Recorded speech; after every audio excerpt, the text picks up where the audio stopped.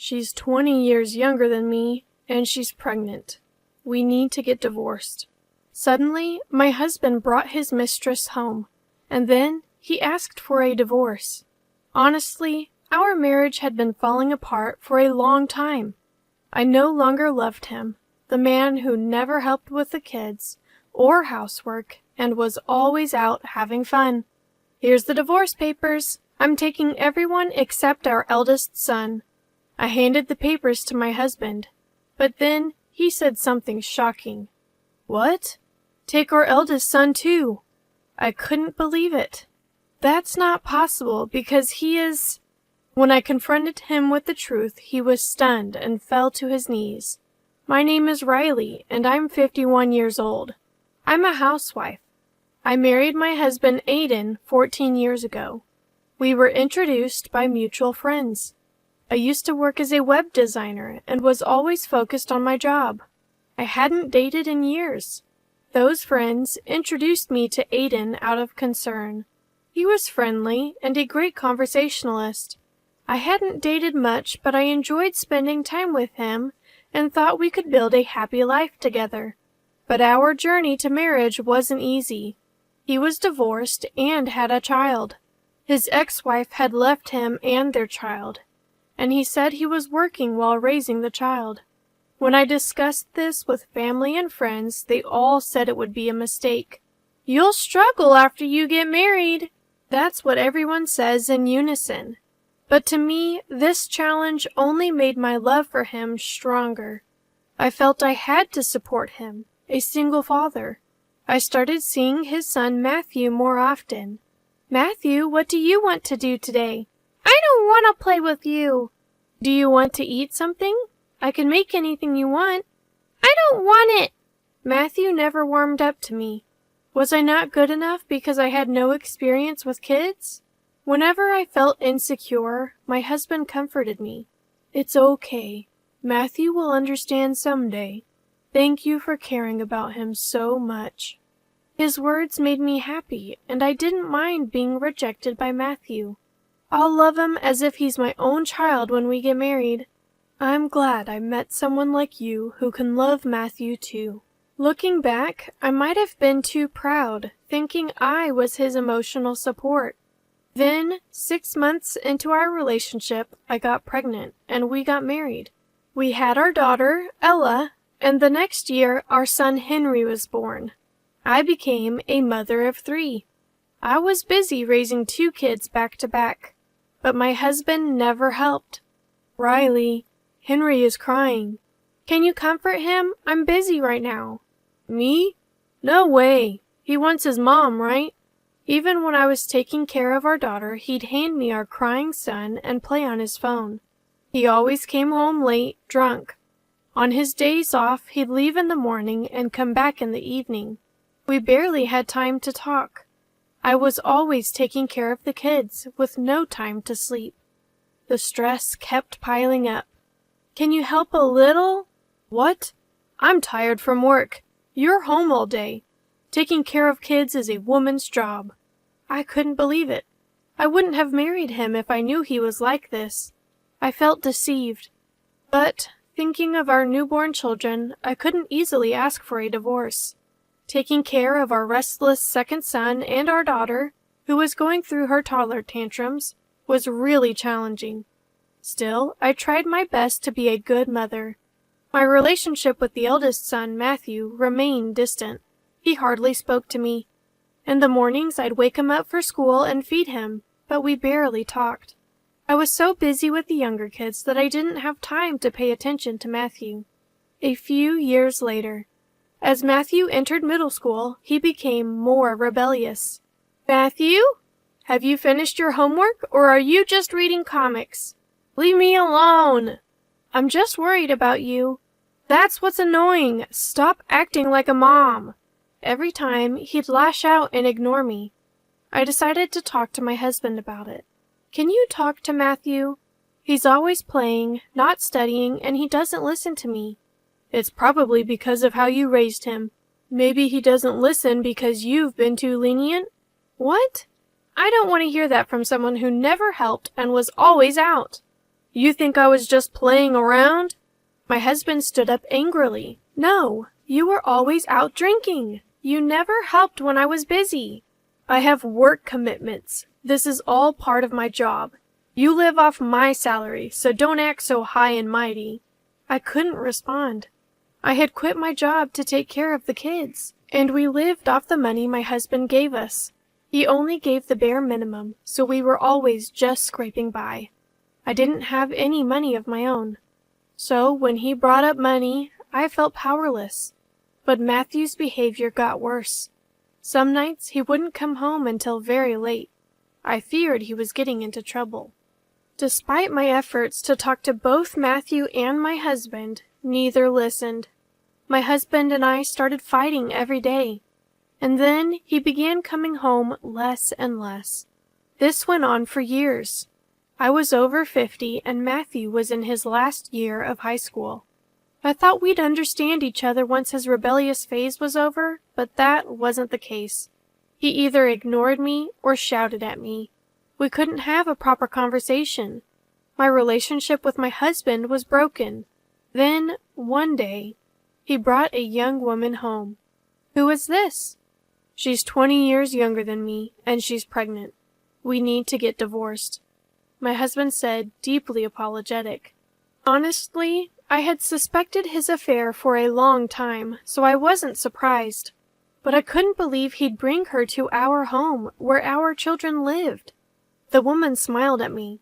"Hi there, I'm Chloe." I was amazed she could smile, knowing she was the other woman.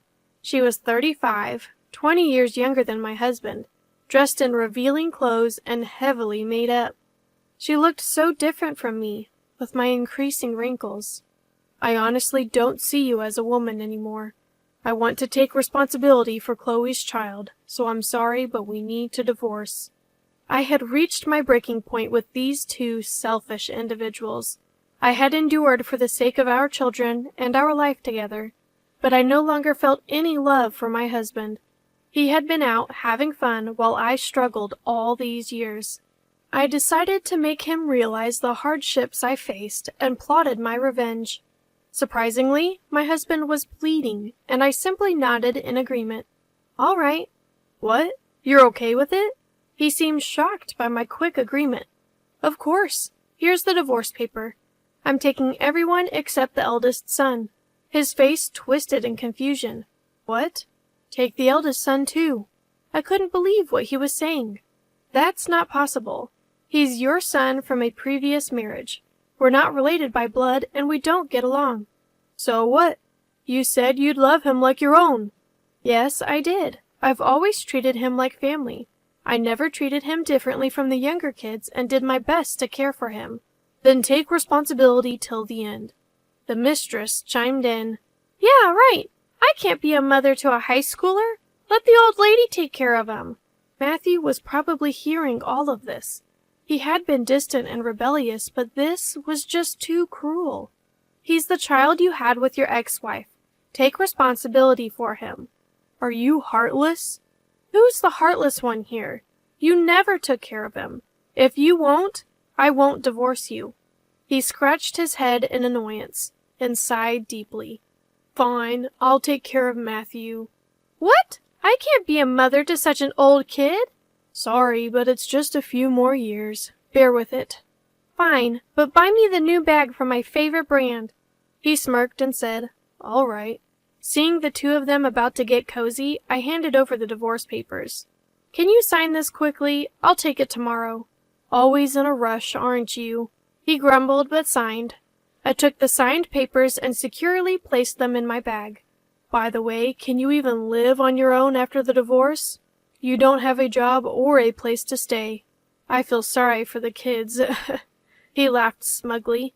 He probably thinks I'm just a housewife with no savings. "Thanks for your concern, but I have a job, so I'll be fine." "What? You started working? It's probably just part-time, right? You can't live on that." "It's not part-time. I went back to my web design job. I can work from home with just a computer. Last month, I earned over $100,000, so I think I'll manage." "Really?" My husband looked frustrated. A few years ago, I used my savings from when I worked to buy a computer. Then, I started working as a web designer from home. Having prior experience, I quickly found work and saved up, anticipating a future divorce. That's why I was ready with the divorce papers. I smirked at my husband, who thought he had the upper hand. By the way, are you two going to be okay? What do you mean? Child support. I'll need it for Ella and Henry until they're adults. He looked troubled. It's his responsibility to support his children. Just because we're divorcing doesn't mean he can abandon his duties. We'll discuss the amount through lawyers later. I'm thinking around $400 a month for both. $400 a month? That's too much. What are you talking about? They're in middle school now, and there are expenses for club activities and tutoring. Child support isn't just for food and utilities. It's actually a modest amount. Is it that much? He probably didn't know since he never got involved in our finances.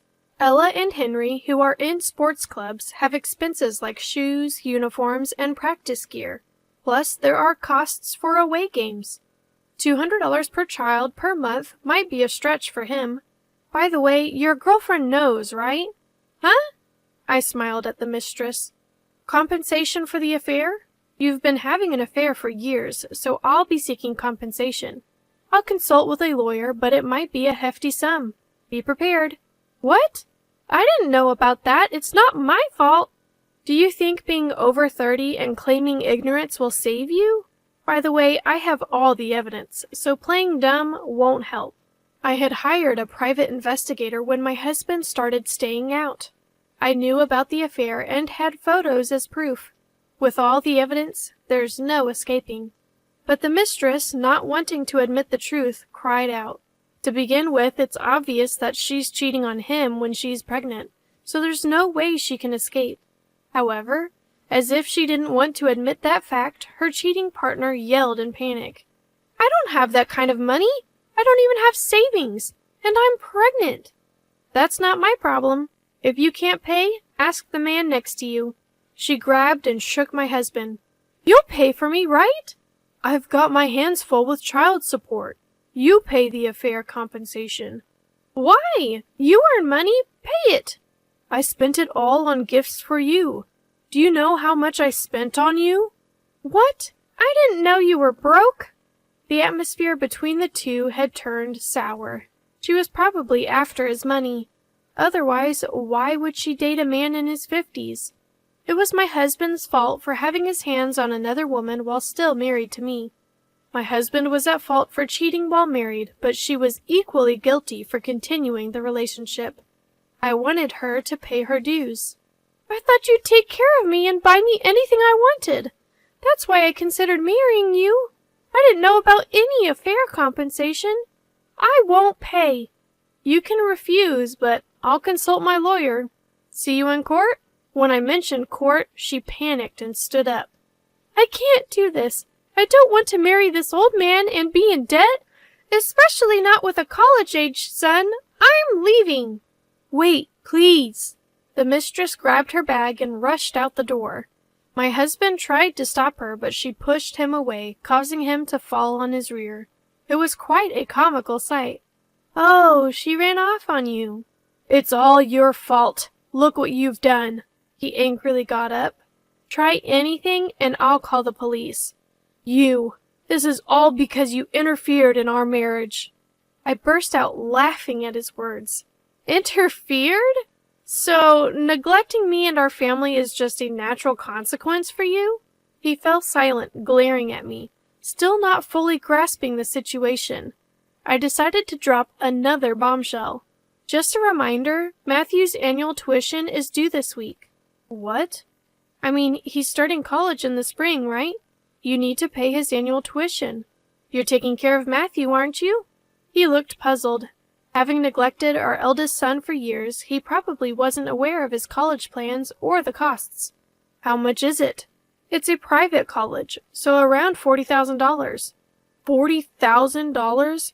How am I supposed to afford that? Well, that's just for the first year. With tuition, facility fees, and other costs, it'll probably total around $1 million over the years. Good luck. You're kidding. I was surprised myself. I went to a public university and had no idea private colleges could be so expensive. He probably didn't expect this either. Why did you let him apply to such an expensive school? It's not my fault. I told Matthew to study, but he didn't listen. And you never helped me when I asked for advice. But you can't just enroll him in a college like that. I won't accept it. Then talk to him. It was his decision to go there. He fell silent again. Having neglected his parenting duties for so long, he probably didn't know how to approach Matthew. I have no intention of worrying about those two. We'll pack up our things and leave. As I stood up, he suddenly grabbed my arm. Wait, let's try again. What are you talking about? I've changed my mind. For the kids, we shouldn't divorce. He looked serious, but I knew it was all an excuse. You just don't want to pay child support and compensation, right? No, wait, I can't be with you. I promise I won't cheat again. Let's start over. Absolutely not. I couldn't imagine living with someone who neglected his family, partied all the time, and got a woman 20 years younger pregnant. You seem to misunderstand. I didn't agree to divorce just because you asked. I've wanted to for a long time. I just couldn't afford it. Now that I've saved up, it's perfect timing. Even if you hadn't asked, I would have. Then why? I've always wanted to get a divorce, but I just couldn't get a divorce because I didn't have the money. I've been working hard and I'm saving money, so it was a good fit. Even if you didn't say you wanted a divorce, that's what I was going to say. He was speechless. Did he really think I still loved him after everything? I'm not a saint enough to love my husband, who has done such terrible things to me. But the kids need both parents.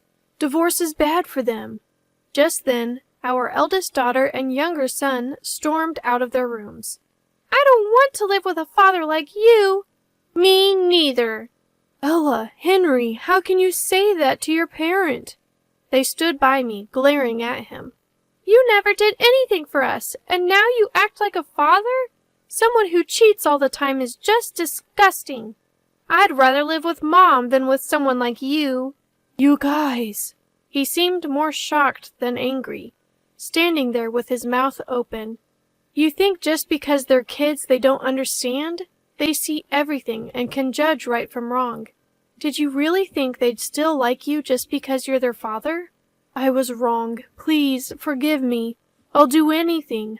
Buy you anything you want. Take you anywhere. We don't want any of that. I don't even want to see your face. My children's words brought my husband to his knees. Did he really think he could still bribe middle schoolers with things? If so, he's seriously underestimating them. Ever since elementary school, they've seen the hardships I've faced and have been such caring kids. They wouldn't forgive him easily. We packed our things and left without saying a word to my husband, who was still on the floor. In the end, we divorced. Now he's probably struggling with alimony and child support payments. Apparently, his mistress gave birth, so he's also paying child support to her. Considering he'll be paying until the child is an adult, he'll likely be paying even after retirement. He got involved with a younger woman, and it's turned out to be a costly mistake.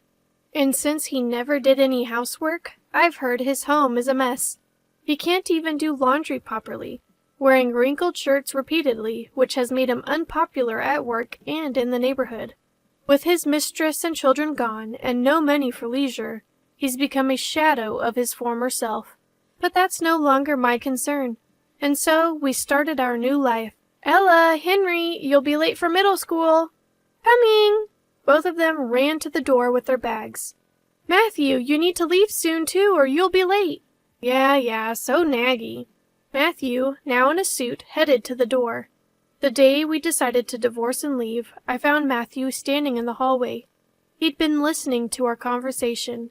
I couldn't leave him like that, so I approached him. What do you want to do? After some thought, he decided to come with me.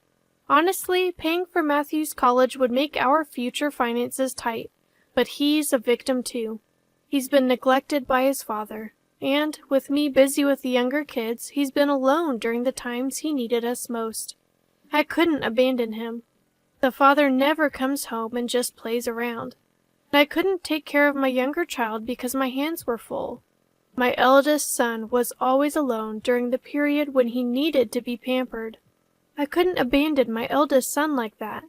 When we moved to our new apartment, Matthew said he wanted to drop out of college. "I'll work and pay for everything." I appreciated his sentiment, but doubted he could find a good job with just a high school diploma. So I made a suggestion. "How about studying programming?" "Programming?" "Yes, in today's digital age, if you can program, you'll always have job opportunities. Study hard for a year and I'll cover all living expenses." Surprisingly, he agreed and studied diligently. In just 6 months, he was skilled enough to get freelance work, and this year he secured a full-time position. The kids, dressed in their school uniforms and suits, were making a ruckus at the door. "Watch your tone with Mom. Anyone who complains doesn't get a ride." "Liar! Drive us!" "Don't crash, bro." The younger kids who once feared Matthew are now close to him. As they finished putting on their shoes, all three turned to me. "We're off!" Watching them leave, I never imagined we'd have days like this. It feels like Matthew is finally part of our family. I vowed to do everything for my children's happiness from now on.